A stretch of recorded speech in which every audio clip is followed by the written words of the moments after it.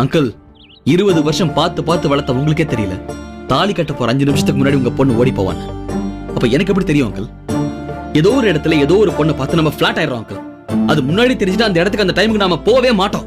நீங்க பாருங்க அங்கிள், 20 வருஷம் உங்க பொண்ணு நீங்க ரொம்ப கஷ்டப்பட்டு வளர்த்துக்கலாம். ஆனா இந்த ஒரு வருஷம் உங்களை விட கஷ்டப்பட்டு உங்க பொண்ணை நான் லவ் பண்ணிருக்கேன். நீங்க வேணும் உங்க டைரியில எழுதிக்கோங்க, உங்க பையனை இந்த மாதிரி வளர்க்கணும் அந்த மாதிரி வளர்க்கணும்னு. அப்படி பண்ண ஒவ்வொரு விஷயத்துக்கு அப்பா அம்மா அவங்க ரிஜெக்ட் பண்ணிட்டே தான் வருவாங்க.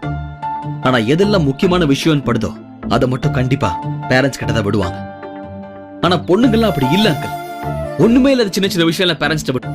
ஆனா எதெல்லாம் முக்கியமான விஷயமோ அதை மட்டும் அவங்க தான் டிசைட் பண்ணுவாங்க. அது ஏன் தெரியுமா? அவங்க வளர்ந்த 20 வருஷத்தை விட வாழ போற 80 வருஷம் தான் அவங்களுக்கு முக்கியம்.